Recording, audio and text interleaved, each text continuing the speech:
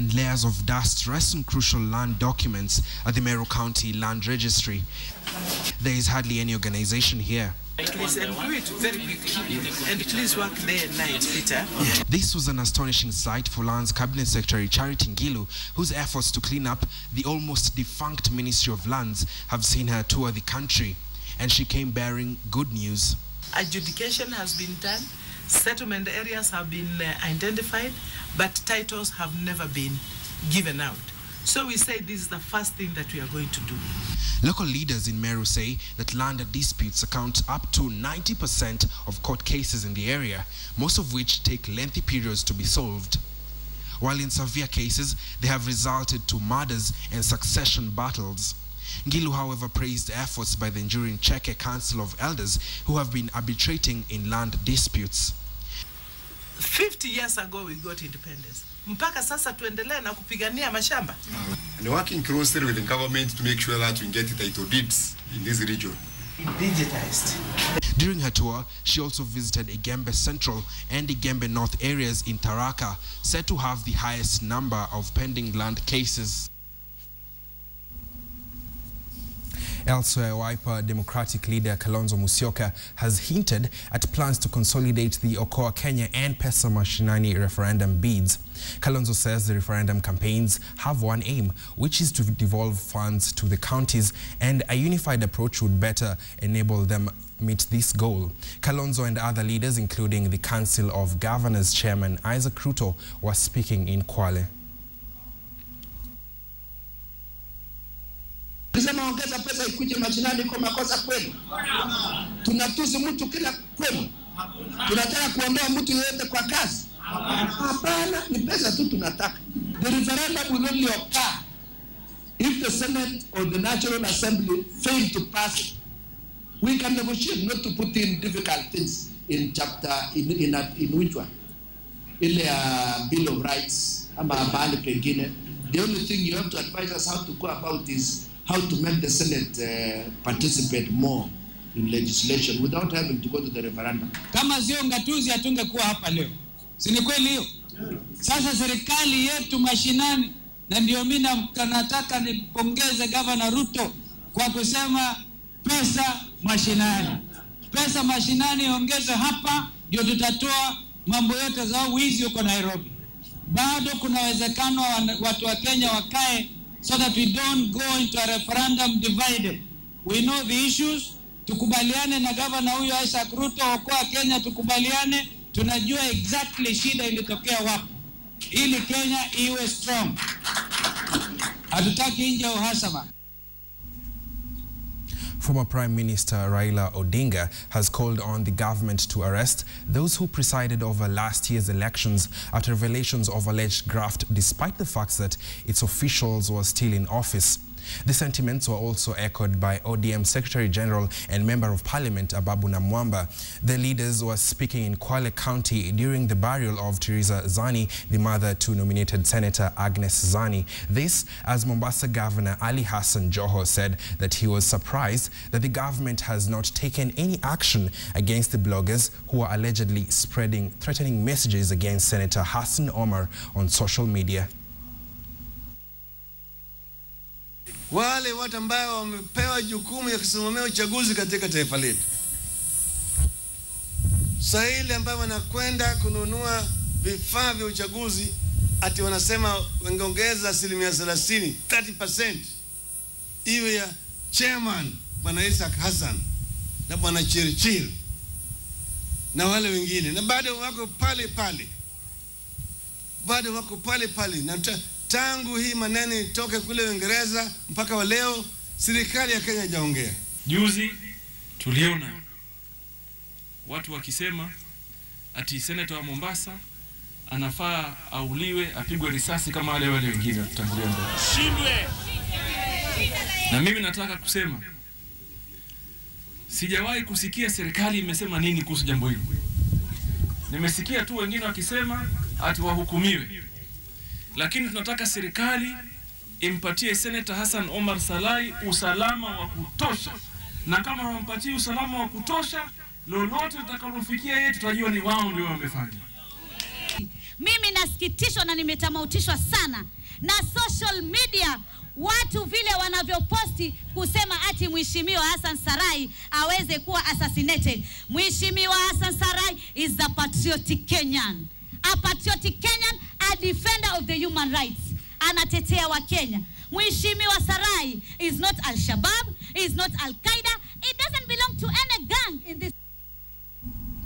And from Kwale we go to Nakuru, where police in the area are looking for 2 suspects believed to have been transporting bang worth more than 500,000 shillings at Sobea Trading Center. The bang was reportedly found stashed at the back seat of a vehicle headed to Nakuru from Kisumu. According to Rongai Acting OCPD Joseph Karanga, police discovered the bang after the vehicle developed some mechanical problems. After calling for a mechanic, police say the 2 occupants of the vehicle broke into a fight. When the mechanic sought to withhold the car keys, they took off, forcing the mechanic to drive the car to a nearby police station. While inspecting the abandoned car, police discovered the bang was weighing up to 281 kilograms.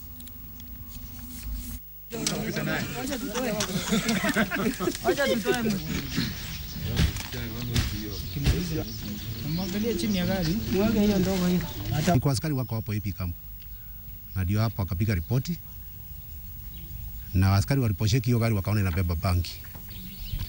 Wale suspect wakati sasa waliona gari, walijua mambo imeharibika, walihepa. Kwa wakati hatujapata wale walikuwa wako.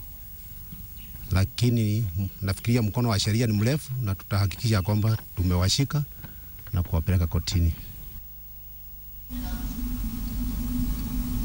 Let's now move to eastern Kenya, where another victim of the Mandera's bus attack was laid to rest. Legislators renewed their calls for the government to tighten security in the country. Yet a member of parliament, Francis Mwangani, spoke at the burial of Flomena Mbeke, saying that the buck stops with President Uhuru Kenyatta.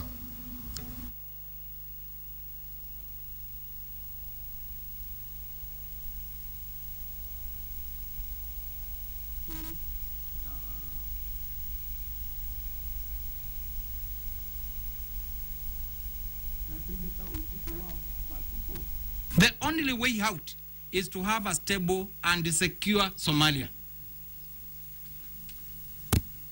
The solution is not to take our officers out of Somalia. We are going to lose a lot of lives. Tutapoteza uhai. Lakini hatuna njia. We make Somalia safe, it will also here will be safe. That is not an excuse for any responsible government not to provide security to our citizens. Let's now move to strength of a woman. Rose Mumbi's Rolex car wash in West Pokot is giving other such businesses run by men a run for their money. Rose and her crew, made entirely of women, have defied the odds in the county. Take a look.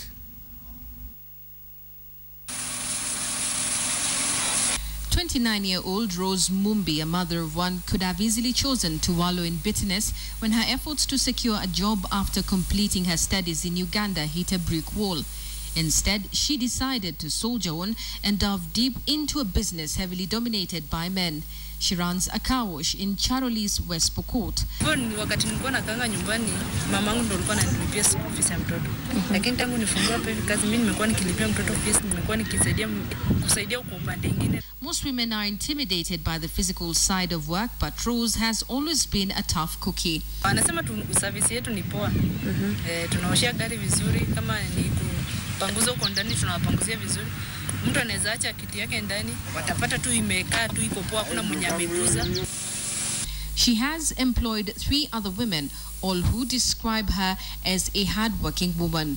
Mombi aliamua kufungua car wash, akaniambia nikuje niungane na yeye. Nimetafuta kazi kwa muda mrefu sijapata, alafu nikaamua tuungane kama wanawake watatu tuanzishe kazi ya car wash.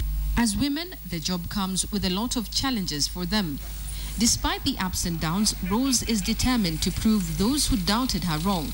Rolex car wash now serves even the governor of Pokot and other county officials.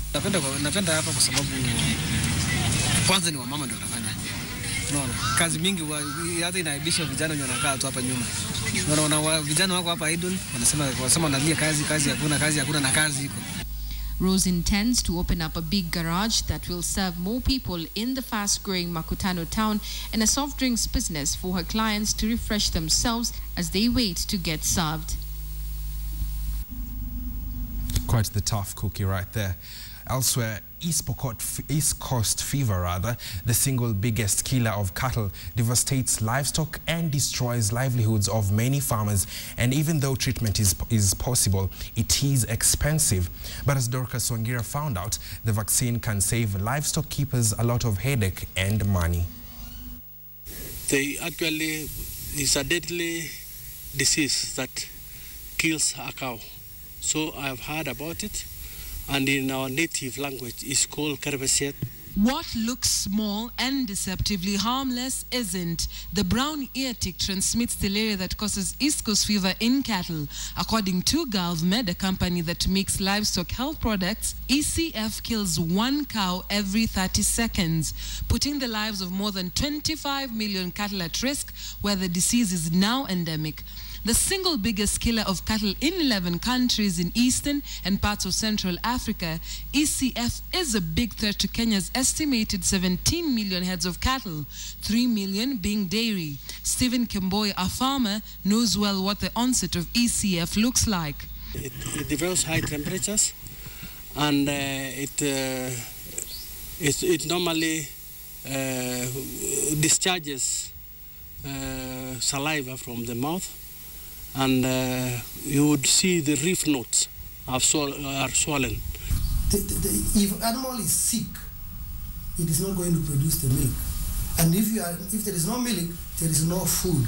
Dipping facilities often do not work in remote areas. Treatment of infected cattle is also possible, but in most cases, animals are already too weak to survive the treatment, unless if the diagnosis is made early enough. However, all 3 forms of control can be used: dipping, treatment, and vaccination. The vaccine itself is not a new vaccine. It's a very old first-generation vaccine. It's what is called an infection and treatment method. So it's a very crude vaccine, and to put it very simply, you are injecting an infective parasite into the animal, causing the disease. At the same time you're injecting, you are blocking the parasite with an antibiotic. That's why it's called infection and treatment method.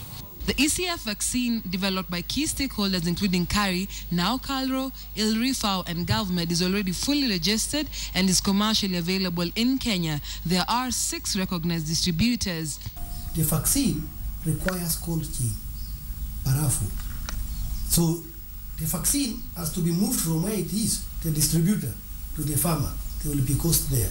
And I also told you, in order to do the treatment and vaccination, you use oxytetracycline 30%.